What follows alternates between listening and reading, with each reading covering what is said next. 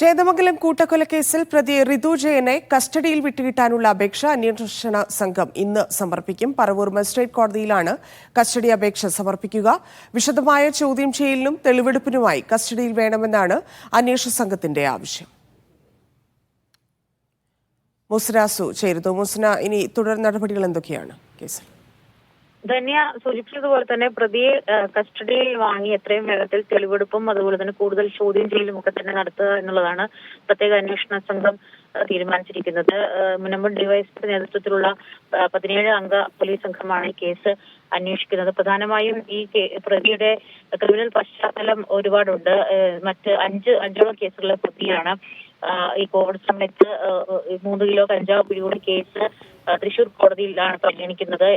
അതുപോലെ തന്നെ ഒരു മോഷണ കേസുണ്ട്, ജനറൽ ആശുപത്രിയിൽ ബൈക്ക് മോഷ്ടിച്ച കേസ്. അത്തരത്തിൽ നിരവധി കേസുകളിലെ പ്രതിയാണ്. ഒരു കേസുമായി ബന്ധപ്പെട്ട് ഹാജരാവാനാണ് ഇയാൾ ബംഗളൂരുവിൽ നിന്ന് നാട്ടിലെത്തിയത് എന്നാണ് പറയപ്പെടുന്നത്. അത്തരത്തിൽ പലതരത്തിലുള്ള ക്രിമിനൽ പശ്ചാത്തലം പ്രതിക്കുണ്ട്. മാത്രമല്ല പ്രതിക്ക് ഈ കൃത്യം നടക്കുന്ന സമയത്ത് തരത്തിലും ലഹരി ഉപയോഗിച്ചിട്ടുണ്ടായില്ല.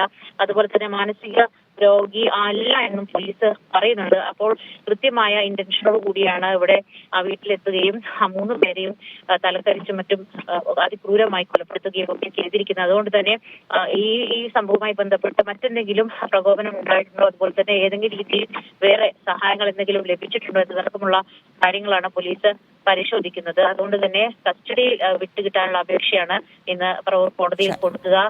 കസ്റ്റഡിയിൽ ലഭിക്കുമെന്ന് തന്നെയാണ് ലഭിക്കുന്ന സൂചനകൾ. ശരി മോസന.